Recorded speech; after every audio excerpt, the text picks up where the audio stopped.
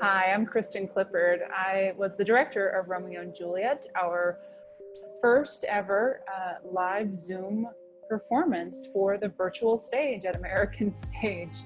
And I'm so thrilled that I could be a part of it. It was a joy. It was a bit of a roller coaster watching the live performance happening today and being on the back end and scanning the script to make sure that if I had to jump in, if someone lost connection or lost power, that I could read in and keep the story moving forward, as well as seeing how we're taking care of audience members' needs, anyone who's having trouble signing on and things like that, and then checking in with the stage manager, making sure that Rachel's good to go. So there was a lot of moving parts going on today, and so I feel a little crazy, but I think it went really well, and I'm really excited about it.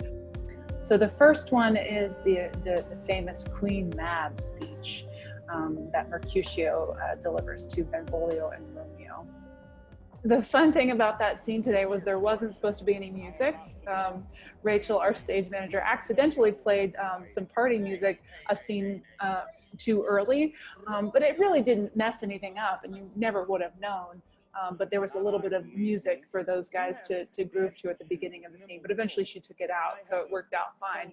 But man, I just love watching Billy Finn work. He's played the role of Mercutio before, and so he's very, very familiar with the language. And watching him work and watching him adapt his gestures and his body language and do all of the work within this small screen, this small square, has just been so much fun because he's done something different every single day, including today during the live performance. It was so cool because he said the word "wind," and he really emphasized that "wind." And then John, who played Benvolio, gave it right back to him and said, "This wind you talk of." And so that was something that's ever happened in rehearsal, and it was so delightful. You know, that happens on the live stage too, that, you know, one day something will come out of your mouth completely different, and it creates just a whole new tone or color to a moment. So that was neat. Oh, then I see Queen Mab hath been with you. The next scene I'm going to talk about is the balcony scene, the famous, beautiful balcony scene between Romeo and Juliet. After the party, Romeo sneaks out into the courtyard and he sees Juliet at her balcony up above, and it's probably one of the most famous scenes ever in history.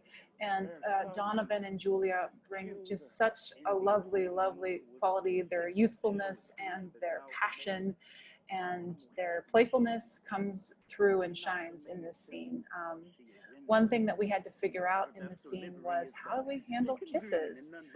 How do we have an intimate moment on screen? And instead of trying to get clever with it, we all agreed, like, let's just have a simple moment of leaning in towards the camera, making that eye contact, closing your eyes, and breathing each other in. That's from my lips. And then that would be the kiss. And I think it worked out pretty well. Then have my lips the sin that they have took.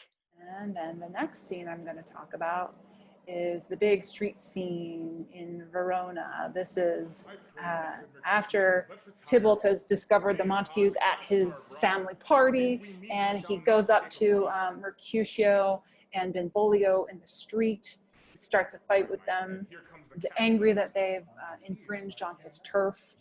And then Romeo shows up and gets in the middle of it as well.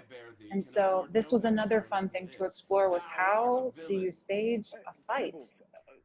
How do you stage a fight on this small screen? We knew we wanted to have weapons, and that's a fairly easy thing. I said, look around your house, and what would you pick up if you were gonna run outside your door to a street fight? And the most obvious things were kitchen knives and things like that. But I love that Richard, who's playing Balthazar, he picked up a hammer for the scene. So we had some variety in our weapons. I think Amanda had a stick for her Gregory. And so we had fun sort of choreographing those moments of violence and figuring out how do we instigate the action to the camera, and then how do we react to it. And that was just sort of laid out in steps. And I think that we could have, gotten more elaborate with it, but it was important to just give the flavor of the moment and make sure that we were conveying the heart of the argument and the conflict. It's not so deep as a well, nor so wide as a church door, but 'tis enough. I hope that you enjoyed Romeo and Juliet. I know I sure enjoyed creating it and working with this fabulous cast, and watching them work today was just a blast. So thank you.